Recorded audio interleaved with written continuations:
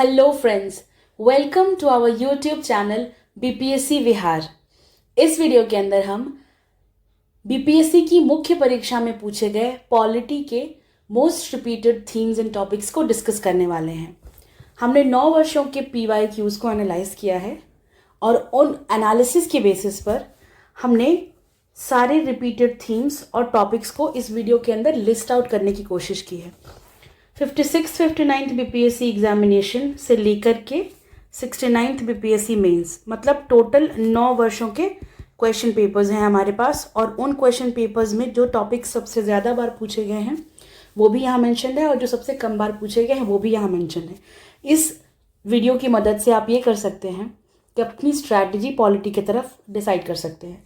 किन टॉपिक्स को आपको तैयार करके जाना ही पड़ेगा, जो मोस्ट इम्पॉर्टेंट हैं ये आप डिसाइड करेंगे उनकी रिपीटिशन की बेसिस पे देख करके, और किन टॉपिक्स को आप इग्नोर अवॉइड कर सकते हैं या फिर एक बार पढ़ के मात्र चले जाएं, ये आपका निर्णय होगा।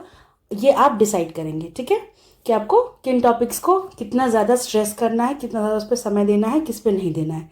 लेकिन एक स्ट्रैटेजी बनाने में, एक अप्रोच डेवलप करने में पीवाईक्यूज़ की एनालिसिस बहुत मदद करती है।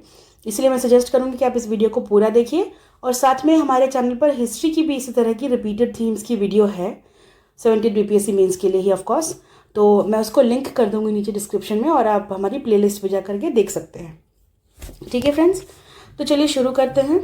इस वीडियो की मदद से आप मेजरली जो पॉलिटी का सेक्शन है जिसमें 3 सवाल आपको 38 मार्क्स के करने पड़ते हैं, उन 38 मार्क्स में से जो एक सवाल होगा वो शॉर्ट आंसर क्वेश्चंस का होगा। 5 आपको शॉर्ट आंसर क्वेश्चंस पूछे जाएंगे जिनका सम टोटल भी 38 मार्क्स ही होता है। तो टोटल 114 मार्क्स की वेटेज का है सेक्शन पॉलिटी, और आप इसमें से ऑलमोस्ट 60 मार्क्स को सिक्योर कर लेंगे अगर आपकी तैयारी बहुत अच्छी है तो। इसी तरह से हिस्ट्री भी है, उसके भी 60 मार्क्स आप सिक्योर कर सकते हैं। तो टोटल 120 मार्क्स आपके हाथ में है। आप अपनी स्ट्रैटेजी बनाइए, इन वीडियोस को देखिए। और स्ट्रैटेजी क्या है, चुपचाप जो टॉपिक्स यहाँ पे लिखे हुए हैं उनके ऊपर अपने नोट्स बना लो, यही स्ट्रैटेजी है मेंस की, और उनको रटो। अगर समझ के आप रिप्रोड्यूस कर लेते हो बेटर, लेकिन articles, case studies, supreme court के जजमेंट्स, इन चीज़ों को आपको लर्न करना पड़ेगा, मगअप करना पड़ेगा। तो लिखो पहले आंसर्स, यहाँ पे लिस्ट है टॉपिक्स की, इनके आंसर्स लिखो, गूगल करो, अब तो हर कुछ अवेलेबल है, ठीक है। और उनके आंसर्स प्रिपेयर करके खुद से टेस्ट दे लो, एक बार खुद फ्रेमवर्क बना लो आंसर्स का, और फिर एक सेक्शनल टेस्ट लगा सकते हो 1-1.25 घंटे का, या फिर फुल लेंथ टेस्ट लगा लो अगर पूरे टॉपिक्स तैयार हो गए हैं तो 3 घंटे का, ठीक है। आपको खुद से अपनी तैयारी इस तरह से रूट करनी है। तो चलिए शुरू करते हैं, रिपीटेड थीम्स एंड टॉपिक्स की एनालिसिस देखते हैं बिना टाइम वेस्ट किए हुए। सबसे ज़्यादा जो रिपीट हुआ है टॉपिक है वो यहाँ आपको दिख रहा है, पॉलिटिक्स एंड पॉलिटिकल पार्टीज। जी हाँ, और पॉलिटिक्स पॉलिटिकल पार्टीज से देखिए 8 सवाल हैं पिछले 9 वर्षों में। क्या मस्त रेशियो है कि नहीं। इस टॉपिक को तैयार कर लिया तो एक न एक सवाल तो करके ही आएंगे, या तो शॉर्ट आंसर या long answer, most probably long answer, ठीक है, हाई चांसेस हैं। क्या पूछते हैं, role of caste in politics, role of religion in ascription ना, कोई जेंडर की वजह से, कोई रिलीजन की वजह से, कोई रंग की वजह से, अगर किसी इंसान का कोई सोशल स्टेटस है तो क्या उस पोजीशन का इस्तेमाल करता है पॉलिटिक्स में, या उसका क्या इफेक्ट है पॉलिटिक्स के अंदर, आपको ये इसके बेसिस पे क्वेश्चन पूछा गया था। फिर पॉलिटिकल पार्टीज़ का बिहार और इंडिया के पॉलिटिक्स में क्या रोल है, आपको इंडिया के पर्सपेक्टिव से भी क्वेश्चन पूछा गया था और बिहार के पर्सपेक्टिव से भी क्वेश्चन पूछा गया था। फिर मल्टीपल पॉलिटिकल पार्टीज़ हैं हमारे भारत के अंदर, मल्टी पार्टी सिस्टम है, क्या ये बेन है या बून है, स्पेसिफिकली बिहार के संदर्भ में आपको पूछा है, ठीक है। आप क्या करेंगे, पॉलिटिकल पार्टीज़ का या पॉलिटिक्स का एक टॉपिक बनाएंगे और 8-9 पेजेस उसके लिए रिजर्व करेंगे। हर किसी पे एक पेज लिखना है, और ऐसा नहीं कि भर के, आपको एक पेज, सपोज करिए एक शीट है ये, आपको इंट्रो के लिए थोड़ा सा मटेरियल चाहिए, और कोशिश करेगा कि कोई अच्छा एग्जाम्पल मिल जाए, कोई केस स्टडी मिल जाए, कोई इंसिडेंट हुआ हो किसी भी टॉपिक से रिलेटेड, तो इंट्रो में उस इंसिडेंट को सीधे कोट करो कि एकदम तीर मारो जगह पर, वो समझ जाए कि आप समझ चुके हो क्वेश्चन की डिमांड को, और आप आंसर को इंट्रो में ही भर के दे दो, एकदम बढ़िया से सफाइज कर दो अपने आंसर को, सारे कॉन्टेक्स्ट के साथ, सारे डेटा के साथ। और फिर आपका जो मैं अपना फ्रेमवर्क बता रही हूँ कैसा रहेगा, आप अपने एक ही शीट को एक पॉजिटिव्स एक नेगेटिव्स, अगर मान लो कोई ऐसी चीज़ है जिसके एडवांटेजेस और डिसएडवांटेजेस होते हों, उसको एक ही शीट के अंदर बस पॉइंट्स में लिखो, क्योंकि एग्जाम में मैं बता रही हूँ आप बिल्कुल भी वो जो पैराग्राफ्स लिख रहे हैं लर्न नहीं कर पाएंगे। लाइंस लिखो, ठीक है।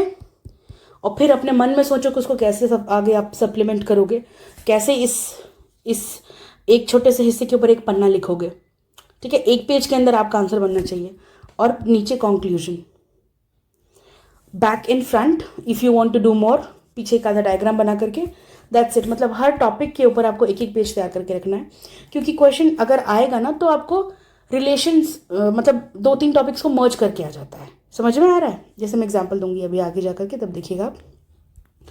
देखिए जब मैं कह रही हूँ कि मर्ज करके कैसे आ रहा है, तो ऐसे कि वो क्वेश्चन पूछ रहे हैं कि रोल ऑफ पॉलिटिकल पार्टीज, उसके बाद क्या रिलीजन का कोई योगदान है, क्या कम्युनलिज्म का कोई योगदान है पॉलिटिकल पार्टीज की फंक्शनिंग में। तो आपको 2 टॉपिक्स पे एक तरह से लिखना है।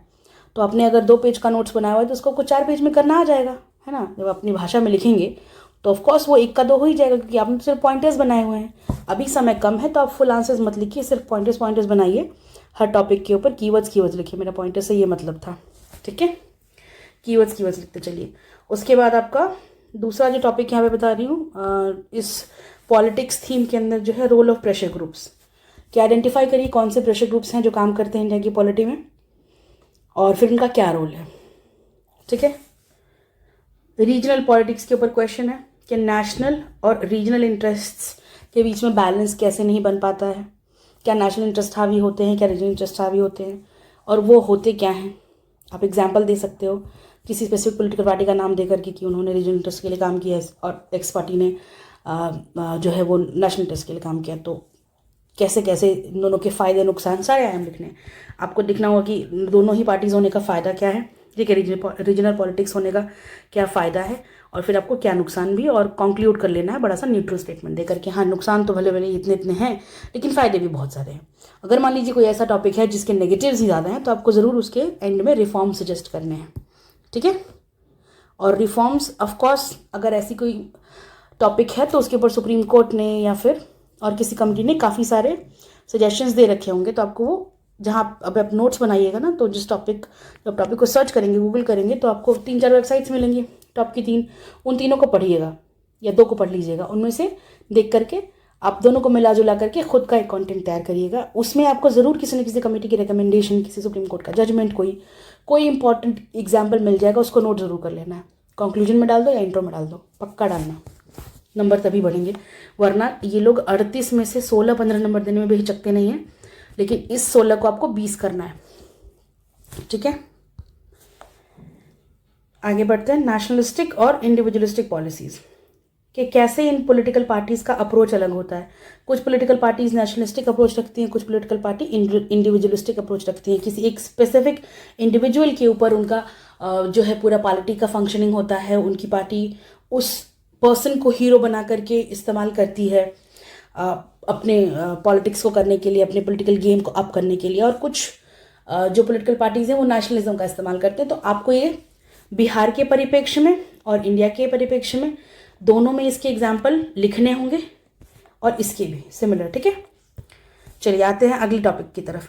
तो अगला टॉपिक जो है वो है ये डेवलपमेंट एंड पॉलिटिक्स। तो चाहो ना तो इसको आप एक में ही डाल सकते हो, ऐसा कुछ वो नहीं है, क्योंकि ये सारा का सारा पॉलिटिक्स का ही टॉपिक है। ये तीनों, ये और एक, हाँ जी, ये दोनों टॉपिक, ठीक है। ये दोनों टॉपिक, 3 नहीं 2 टॉपिक से 1 सेकेंड, ये दोनों टॉपिक जो है पॉलिटिक्स के ही टॉपिक हैं।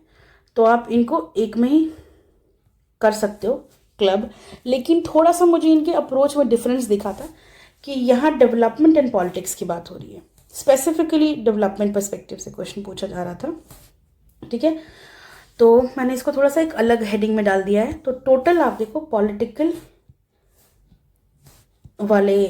पार्टीज और पॉलिटी वाले जो डेवलपमेंट पॉलिटिक्स वाले टॉपिक से 12 सवाल है 9 सालों के अंदर।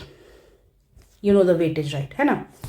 अब देखो शॉर्ट आंसर क्वेश्चन बस एक बना था कि क्या है रोल पॉलिटिक्स का भारत के डेवलपमेंट में, ऐसे था सिंपल। या फिर क्वेश्चन कभी दूसरे फॉर्म में पूछ लेंगे, तो क्या पॉलिटिक्स की वजह से भारत में जो है डेवलपमेंट रुक गई है, या कौन से कारण होते हैं पॉलिटिकल पार्टीज़ को वर्क करने के लिए, उनके क्या क्या वेस्टेड इंटरेस्ट्स होते हैं, ऐसे करके क्वेश्चन बन सकता है। अभी तक जो बना है वो मैं बता देती हूँ कि एक लॉन्ग क्वेश्चन इस तरह से था शॉर्ट क्वेश्चन तो सिंपल ऐसे डेवलपमेंट एंड पॉलिटिक्स का रिलेशन बताना है आपको, ऐसे था। दूसरा लॉन्ग क्वेश्चन ऐसे था कि improvement in political culture of Bihar, क्या इंप्रूवमेंट है पिछले 10 सालों में 20 सालों में, ऐसे करके क्वेश्चन पूछ लेता है। फिर कोalition पॉलिटिक्स पे क्वेश्चन आ गए हैं, 2 बार आया इससे, ठीक है। कोalition पॉलिटिक्स पे कि बिहार में कैसे कोalition पॉलिटिक्स काम करती है और वो नेशनल इंटरेस्ट के साथ कैसे रिलेटेड है। फिर अनइवन डेवलपमेंट और इससे सोशो इकोनॉमिक प्रॉब्लम्स कौन कौन से जन्म लेते हैं, अगर किसी जगह अनइवन डेवलपमेंट है तो क्या क्या सोशो इकोनॉमिक प्रॉब्लम्स होते हैं बिहार के परिप्रेक्ष्य में, बताइए।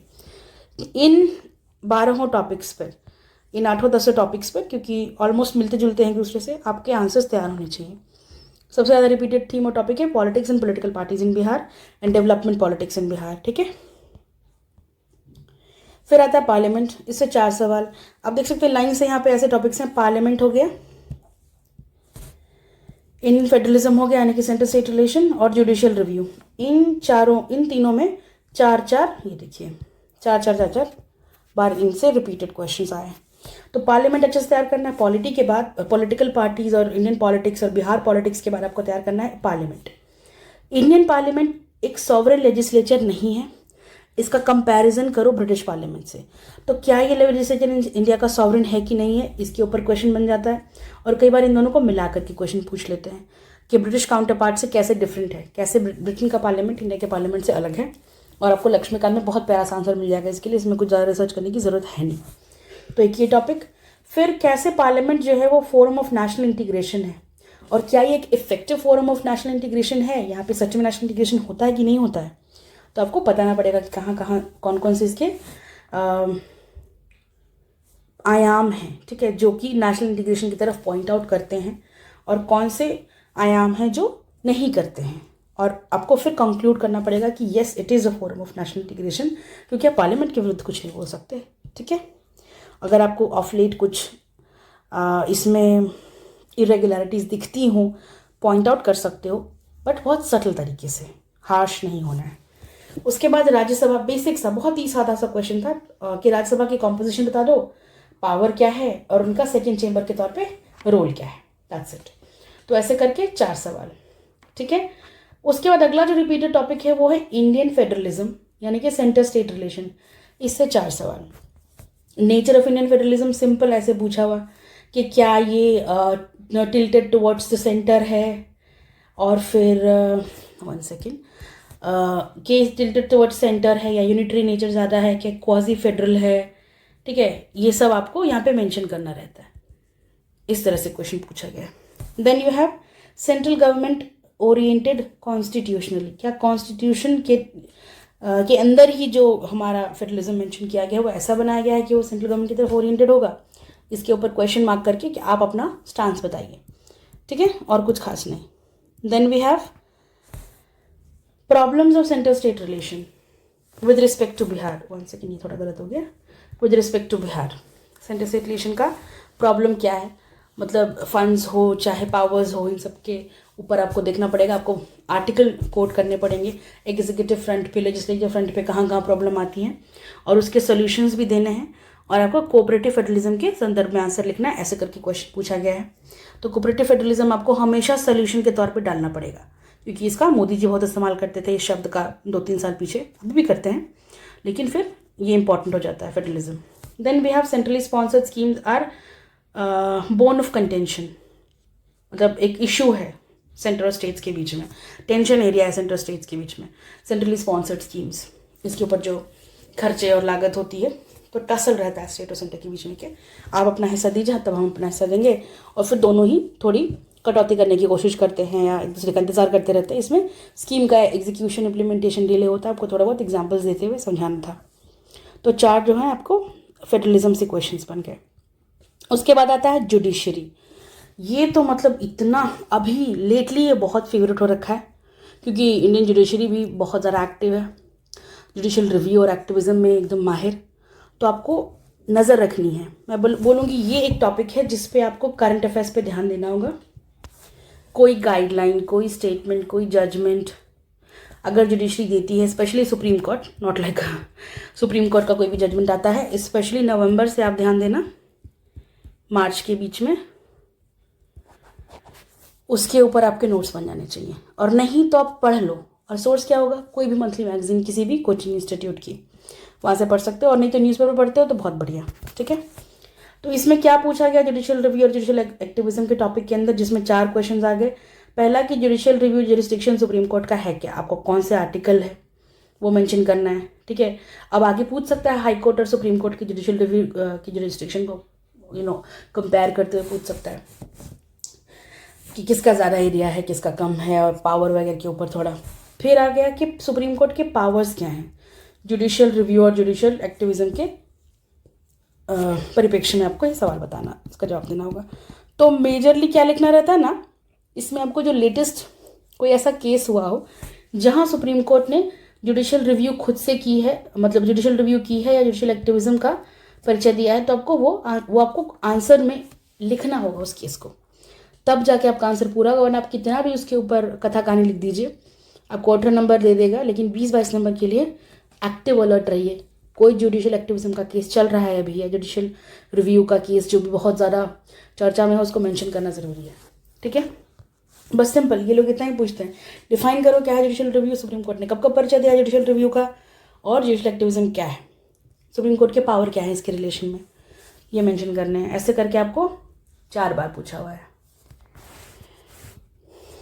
फिर हम आते हैं नेक्स्ट टॉपिक की तरफ, बेसिक स्ट्रक्चर डॉक्ट्रिन, 3 बार 69th में ही पूछा हुआ था, शॉर्ट नोट था इसके ऊपर, बेसिक स्ट्रक्चर के ऊपर सुप्रीम कोर्ट ने कैसे कैसे इवॉल्व किया है, मतलब ये जो बेसिक स्ट्रक्चर का डॉक्ट्रिन है ये कहाँ से आया और अब तक किसके अंदर क्या क्या कंपोनेंट्स डाले गए हैं, what constitutes the basic structure, ऐसे करके क्वेश्चन मोस्टली रहता है। एक्सप्लेन करो, और constitution versus constitution, 1 second, there is some mistake, okay no I understand. देखिए, कॉन्स्टिट्यूशन वर्सेस कॉन्स्टिट्यूशनलिज्म करके टॉपिक है, और प्रियम्बल के ऊपर 2 टॉपिक्स अलग से थे। ये थोड़ा सा यहाँ पे मिस्टेक हो गई है, मैं बता देती हूँ आपको कि प्रियम्बल जो है ना एक अलग टॉपिक ही है, और प्रियम्बल में से 2 सवाल बने हैं अभी पिछले कुछ सालों के अंदर, तो वो अलग कर दीजिए। उसके अलावा देखिए, जो बेसिक स्ट्रक्चर से 3 सवाल बने हैं, पहला के शॉर्ट नोट और लॉन्ग में 2, एक कि आपको बेसिक स्ट्रक्चर डॉक्ट्रिन बताना है, और दूसरा कि कॉन्स्टिट्यूशन और कॉन्स्टिट्यूशनलिज्म का रिलेशन बताना है। ठीक है, तो ये हो गया ऐसा क्वेश्चन बेसिक स्ट्रक्चर का, 3 बार पूछा गया 9 सालों के अंदर। फिर अब हम आ जाते हैं थोड़े लीस्ट रिपीटेड टॉपिक्स में, तो उसमें प्रियम्बल जो है ये 2 बार पूछा जा चुका है। ठीक है, 2 बार पूछा जा चुका है, और बेसिक यही आपको कि क्या इसके अंदर की प्रोविजंस हैं, प्रियम्बल में प्रोविजंस एलिमेंट्स एज इन जो भी India shall be a nation of socialist secular democratic Republic, आपको लिबर्टी और सारे एलिमेंट्स को मेंशन करना है, उसके प्रोविजंस को मेंशन करना है। और फिर एक और पूछा गया था कि अभी तक कौन से ऐसे रूल्स या लॉज हैं जो कि पास किए गए हैं इन प्रोविजंस को इम्प्लीमेंट करने के लिए, और ऐसे करके भी कि वो कौन से पार्ट्स हैं कॉन्स्टिट्यूशन के जो कि ये प्रोविजंस को कंफर्म करते हैं। जैसे कि अगर आपके प्रियम्बल के अंदर लिखा हुआ है कि हमारा देश जो है वो डेमोक्रेटिक रिपब्लिक है, तो डेमोक्रेसी को इंश्योर करने के लिए कौन से प्रोविजन है, तो पॉलिटिकल डेमोक्रेसी के लिए फंडामेंटल राइट है, सोशो इकोनॉमिक डेमोक्रेसी के लिए DPSPs हैं। इस तरह से आपको आंसर प्रिपेयर करना है। प्रियम्बल आपको बेसिकली याद होना चाहिए, उसके प्रोविजंस याद होने चाहिए, हर किसी के ऊपर सोशलिस्ट का डेफिनेशन, सेक्युलर का डेफिनेशन, रिपब्लिक का डेफिनेशन, कौन ऐड बाद में हुआ, ठीक है, 76 कॉन्स्टिट्यूशनल अमेंडमेंट के बाद कौन कौन से प्रोविजंस को डाला गया है, कौन शुरुआत से थे। ठीक है, फिर क्या है प्रियम्बल, सोल है, हार्ट है, या फिर मतलब क्या वो परिचय देता है, इंट्रोडक्शन देता है, जो भी उसके लिए फ्रेज यूज़ किया हो कॉन्स्टिट्यूशनल मेकर्स ने, आपको वो कोट करना है। क्या ये जस्टिफाइबल है, जस्टिशिएबल है कि नहीं है, आपको इस तरह से एक अच्छा सा प्यारा सा आंसर तैयार करके रखना होगा 1-2 पेज का, क्योंकि इस पर बन सकता है। शॉर्ट नोट में पूछा है 69th में, हो सकता है ये आगे जाके लॉन्ग में पूछ लेंगे। फिर आते हैं हम सेक्युलरिज्म की तरफ। तो सेक्युलरिज्म की टॉपिक के ऊपर 2 सवाल आए, एक शॉर्ट वाला कि आपको बस सेक्युलरिज्म को क्रिटिकली एनालाइज करना है, और एक बहुत पहले आया था, ये आया है 60-62 में, कि हिंदुत्व जो है वो सेक्युलरिज्म के अगेंस्ट है। इस चीज़ को आप एग्जामिन करिए कि क्या है कि क्या नहीं है। ये कंसेप्ट ऑफ हिंदुत्व है, उसको पूछा था डेफिनेशन, और क्या ये हिंदुत्व का कंसेप्ट सेक्युलरिज्म के अगेंस्ट है। और बेसिक सेक्युलरिज्म से हमारे भारत में हमारा जो कॉन्स्टिट्यूशन है उसका सेक्युलरिज्म से क्या लेना देना है, हमारा इंडियन सेक्युलरिज्म किस तरह का है, ऐसे क्वेश्चन था। ठीक है, इंडियन फॉर्म ऑफ सेक्युलरिज्म पूछते हैं। फिर डीपीएसपीज, इनके ऊपर भी 2 बार आया हुआ है, पीवाईक्यू में 2 बार रिपीट हुआ है ये टॉपिक।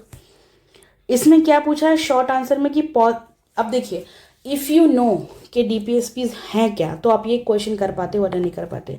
इन्होंने शॉर्ट नोट्स में ऐसे पूछा था कि positive directions in the constitution as a charter of socio economic democracy, मतलब कॉन्स्टिट्यूशन के वो कौन से हिस्से हैं जो पॉजिटिव डायरेक्शंस हैं कॉन्स्टिट्यूशन के अंदर as a charter of socio economic democracy, मतलब सोशियो इकोनॉमिक डेमोक्रेसी इंश्योर करने वाले कॉन्स्टिट्यूशन के हिस्से के बारे में बताओ। तो आपको पहले तो पता होना चाहिए कि डेमोक्रेसी हमारे कॉन्स्टिट्यूशन में कैसे इंश्योर की गई है। एक होती है पॉलिटिकल और एक होती है socio economic. Political democracy ensure करने का काम है फंडामेंटल राइट्स का, और सोशो इकोनॉमिक डेमोक्रेसी जो है directive principle of state policies जो हैं इसको इंश्योर करती हैं। तो यहाँ पे इन लोगों ने ऐसा प्रिज्यूम किया है कि आपको पता होना चाहिए कि डीपीएसपीज सोशो इकोनॉमिक डेमोक्रेसी को प्रोवाइड करने वाले चार्टर है। ये they expect you to know this much. बहुत अच्छा क्वेश्चन लगा मुझे ये, बहुत अच्छे से फ्रेम्ड था। They were actually examining the minds कि लोगों को इतना अवेयरनेस है कि नहीं, या फिर वो भूल गए प्रीलिम्स में पढ़ने के बाद, मेंस की तैयारी में उनको पता ही नहीं रहा क्या। तो this is a very good approach to ask the question. ठीक है, नेक्स्ट आपको ये क्या, how far they have been applied. तो अगर कोई बहुत सारे कॉन्स्टिट्यूशनल अमेंडमेंट्स आए हैं डीपीएसपीज को एग्जीक्यूट करते हुए, आप लक्ष्मीकांत पढ़ेंगे तो आपको वहाँ भी मिल जाएगा, नहीं तो आप गूगल कर लीजिए चुपचाप से, how far DPSPs have been applied, आपको 10 केसेस मिल जाएंगे। कोई 2-3 प्यारे से आपके पसंद के ईजी जॉब को याद करने के लिए हो, जो लेटेस्ट हो, अगर कोशिश करिए उनको डाल दीजिए, या फिर जो फर्स्ट वाले हैं उनको डाल दीजिए अपने आंसर के अंदर कि कितना लागू किया गया है डीपीएसपीज को, वेलफेयर स्टेट बनाने का जो सपना हमें दिखाती है डीपीएसपी, कितना एग्जीक्यूट हुआ है, कितना नहीं हुआ है। ठीक है, फिर आ जाते हैं हम यहाँ पर relationship between PM and president. इस पे 2 सवाल है अभी तक 9 सालों में, कि प्रेसिडेंट के पावर बताओ, और कंपैरिजन कर दिया है पीएम के साथ। फिर एवोल्यूशन कितना कैसे हुआ रिलेशनशिप का ओवर डेकेड्स। तो अभी तो जो क्वेश्चन पूछा था कि ये 1 डेकेड के अंदर कैसे चेंज हुआ है पीएम और प्रेसिडेंट का रिलेशनशिप, उसके पहले कैसा था, कौन पावरफुल था, कौन नहीं था, कौन पपेट था या कौन पपेट नहीं था, क्या किसी स्पेसिफिक, जैसे कि 76 कॉन्स्टिट्यूशनल अमेंडमेंट एक्ट या 74 कॉन्स्टिट्यूशनल अमेंडमेंट एक्ट, उसके अंतर्गत प्रेसिडेंट के बहुत सारे पावर्स को एक तरह से फ्रीज कर दिया गया, कब कर दिया गया कि वो कुछ भी डिसीजन लेंगे तो पीएम और उनके काउंसिल के एडवाइस के बगैर नहीं ले सकते हैं। तो इस तरह की जो चीज़ें हैं डाल करके कॉन्स्टिट्यूशन में अमेंडमेंट के थ्रू ऐड करके क्या उनकी पावर्स को कम किया गया है कि नहीं किया गया, इसके ऊपर आपका एक आंसर तैयार होना चाहिए। ठीक है, फिर गवर्नर, इनका रोल क्या करते हैं, आप इनका एग्जीक्यूटिव, जुडिशरी और जो भी लेजिस्लेटिव, तीनों रोल, जुडिशियल, एग्जीक्यूटिव और लेजिस्लेटिव, तीनों रोल आपको पता होना चाहिए। फिर क्वेश्चन ऐसे ही बनता है कि क्या ये पपेट हैं सेंट्रल गवर्नमेंट के, और आपको बिहार के परिप्रेक्ष्य में लिखना है, तो आपको एग्जाम्पल्स लिखने होंगे, कब कब पपेट की तरह एक्ट किए हैं, कब कब उन्होंने अपना डिस्क्रिप्शन का इस्तेमाल किया है, या फिर ऐसा नहीं शोकेस किया कि वो पपेट हैं। ठीक है, समझ रहे हैं आप आंसर, समझ रहे हैं आप क्वेश्चन की डिमांड को, है ना। नेक्स्ट टॉपिक हो गया आपका इलेक्शन कमीशन ऑफ इंडिया। ये 2 बार पूछा गया है। इनका इलेक्शन में रोल क्या होता है, प्री सेशन और पोस्ट सेशन एरा, मतलब टीएन सेशन आने के पहले और टीएन सेशन के बाद क्या चेंजेस आए। स्पेसिफिकली इनका मॉरल कोड ऑफ कंडक्ट लागू करने में रोल रहा था, और बिहार के चुनाव में बहुत बड़ा योगदान। तो आपको बिहार के परिप्रेक्ष्य में बताना है कि मॉरल कोड ऑफ कंडक्ट आने के बाद, मतलब पोस्ट सेशन एरा कैसा रहा है बिहार में चुनाव, और प्री सेशन मतलब टीएन सेशन के आने के पहले, TN Seshan election commission of India के चीफ रहे थे, और इनका योगदान मतलब खैर it's incomparable, so you should be knowing this. ठीक है, टीएन सेशन के बारे में आप गूगल करिए, और एक अच्छा सा आंसर इनके ऊपर, एक छोटा सा नोट तो प्लीज़ तैयार रखिएगा। ठीक है, और इलेक्शन आईडी कार्ड का पर्पस क्या है, बहुत सिंपल सा, कि क्यों होता है वो कार्ड, उसमें क्या क्या मेंशन होता है, आपको क्या अथॉरिटी देता है वो बेसिक, और इसको कौन मेंटेन करता है, वोटर लिस्ट मेंटेन करना। ठीक है, ये सारा का सारा आपको पॉलिटिकल पार्टीज़ को सिंबल्स देना, मतलब आपका with respect to voter, with respect to political parties क्या रोल है ईसीआई का, आपको अच्छे से पता होना चाहिए। ठीक है, और कैसे वो फ्री और फेयर इलेक्शंस के कंडक्ट को मेंटेन करती हैं। फिर आपका आ गया फंडामेंटल राइट्स। इससे 2 बार सवाल पूछे हैं। बेसिक फंडामेंटल राइट्स एक्सप्लेन करो, डिस्कस करो, और उसका जुडिशियल इंटरप्रिटेशन आर्टिकल 21 का जो right to life and livelihood with personal वो जो विद डिग्निटी एंड फ्रीडम है, इस वाले आर्टिकल को आपको बताना है कि जुडिशरी ने कैसे समय समय पर इंटरप्रेट किया, क्योंकि ये बहुत बड़ा आर्टिकल बन जाता है। इसके अंदर बहुत सी चीज़ें इम्प्लिसिट हैं। ठीक है, आपको एनवायरनमेंट क्लीन मिलना, आपको प्रिवेसी मिलना, और भी बहुत सारे राइट्स हैं। राइट टू साइलेंस, कुछ अलग सी चीज़ें जो आपको ऑब्वियस नहीं लगेगा, वो सारी की सारी इंक्लूड की गई हैं आर्टिकल 21 के अंतर्गत। मतलब जीवन के लिए बहुत इंपॉर्टेंट है ये सारे राइट्स, लोगों को मिलने चाहिए। तो जो कि ऐसा जस का तस जो है वो लिखा हुआ नहीं है कॉन्स्टिट्यूशन के अंदर, लेकिन जुडिशरी ने, हमारे सुप्रीम कोर्ट ने समय समय पर इंटरप्रेट किया कि अच्छा ये वाली चीज़ इसको भी आर्टिकल 21 में डाल दो, ये भी राइट टू लाइफ के अंदर आनी चाहिए। तो समय समय पर क्या क्या चीज़ें आई हैं आपको जुडिशियल इंटरप्रिटेशन लिखना है आर्टिकल 21 का। फिर फंडामेंटल राइट्स जो हैं वो एक हाथ से दिए जा रहे हैं, given by one and taken by other, क्या ऐसा है या नहीं है, तो आपको ये मेंशन करना है। क्योंकि जब आप फंडामेंटल राइट्स पढ़ते हो उसमें ए और बी क्लॉज में तो आपको मेंशन रहेगा कि ठीक है ये राइट्स होंगे, उसके बाद आपके सब क्लॉजेस शुरू होते हैं रीजनेबल रिस्ट्रिक्शंस वाले। ठीक है, यहाँ पे जब रीजनेबल रिस्ट्रिक्शंस आ जाते हैं तो उस वाले चीज़ को कहा जाता है कि क्या एक दूसरे हाथ से ले लिए गए हैं। कुछ लोगों पे जैसे कि राइट टू इक्वालिटी देती है आर्टिकल 14-15, बट फिर रिजर्वेशन भी है ओबीसी को, वीकर सेक्शंस को, महिलाओं को। तो यहाँ पे तो इक्वालिटी का फंडामेंटल राइट छिन गया। तो बस आपको ये पे एक अच्छा सा आंसर बैलेंस करके बनाना है कि नहीं छीनती नहीं है, बट हाँ they are just trying to maintain positive discrimination करने की कोशिश कर रहे हैं। तो आपको एक अच्छा होलसम आंसर बनाना है कि एफ आर हैं क्या, उनको जुडिशियल, अगर कोई आर्टिकल का जुडिशियल इंटरप्रिटेशन हुआ तो वो, और कौन कौन से आपको एफ आर्स दिए गए हैं और कौन कौन से लिए गए हैं, मतलब किन किन आर्टिकल किन किन एफ आर्स पर रीजनेबल रिस्ट्रिक्शंस लगाए गए हैं। फिर आप आ जाते हो ई गवर्नेंस। ये 3 टॉपिक्स जो हैं, 1 सेकेंड, दीज 3 टॉपिक्स, इनको सबसे कम बार पूछा गया है, एक बार, और ये मोस्टली शॉर्ट नोट्स के फॉर्म में। ये आया था शॉर्ट नोट में, ये भी आया था शॉर्ट नोट में 68-69 दोनों एग्जाम में। एक 68 में आया था, एक 69 में आया था शॉर्ट नोट में। तो you can expect a long answer. ठीक है, किसी भी एक पर तैयार कर सकते हो। और ई गवर्नेंस, इसके ऊपर लॉन्ग आंसर ही आया था, लॉन्ग क्वेश्चन ही आया था कि पोजीशन क्या है ई गवर्नेंस के इम्प्लीमेंटेशन का बिहार में, क्या हो रहा है ई गवर्नेंस इलेक्ट्रॉनिक गवर्नेंस, और नहीं हो रहा है इलेक्ट्रॉनिक माध्यम से तो क्यों नहीं हो रहा है, क्या सुधार कर सकते हैं। ऐसा ही मस्त एक बढ़िया सा 2-3 पेज का आंसर लिखने लायक फॉर्डर तैयार करके रख लो। तो ऐसे हो गए हमारे 15 मोस्ट रिपीटेड, 15 से 16 most repeated themes and topics of polity for mains, PPSC mains. और इस तरह से हम इस वीडियो के अंत में आते हैं। कुछ टॉपिक्स देखिए, कुछ करंट अफेयर्स के ऐसे टॉपिक्स होंगे जो कि पॉलिटी में पूछे जाने की संभावना होगी। मैं जब करंट अफेयर्स के लिए वीडियो लेकर के आऊँगी तो उसमें मेंशन कर दूंगी। मोस्टली जब करंट अफेयर्स का टॉपिक हम तैयार करते हैं, मैं बात कर रही हूँ जीएस पेपर 2 सेक्शन 2 की, तो उसमें ना आप पॉलिटी और आईआर ये प्रिपेयर करते हैं। करंट अफेयर्स का यही वाला हिस्सा सबसे ज़्यादा पूछा जाता है। तो पॉलिटी वहाँ पे प्रिपेयर करते वक्त आपको डरने की ज़रूरत नहीं है। अगर मान लीजिए जीएस सेक्शन 2 पेपर 2 सेक्शन 1 यानी कि इस वाले पॉलिटी में अगर कुछ पूछेगा तो आप डरिए मत। अब जब करंट अफेयर्स तैयार करिएगा तो वहाँ से इसका वाला भी करंट अफेयर्स का हिस्सा भी हो जाएगा। तो उसके लिए भी मैं एक सेपरेट वीडियो लेकर के आऊँगी करंट अफेयर्स के लिए आपको क्या क्या टॉपिक्स तैयार करने चाहिए। फिलहाल इस वीडियो के लिए इतना ही। मैं आपसे एक्सपेक्ट करूँगी कि जो सबसे ज़्यादा रिपीटेड टॉपिक्स हैं इन पे तो आप प्लीज़ अपने आंसर अभी फ़िलहाल बना ही लीजिए 8-10 दिन के अंदर और लर्न कर लीजिए उनको बना करके। ठीक है, और इस वीडियो के लिए इतना ही। अगर आपको वीडियो पसंद आई हो तो प्लीज़ लाइक करिएगा, शेयर करिए, सब्सक्राइब करिए, कमेंट करिए, बताइए आपको कोई सुझाव देना हो या कुछ और बात हो तो आप हमें बता सकते हैं। We will be very happy to hear that. तब तक के लिए धन्यवाद। Wish you all the best for exams.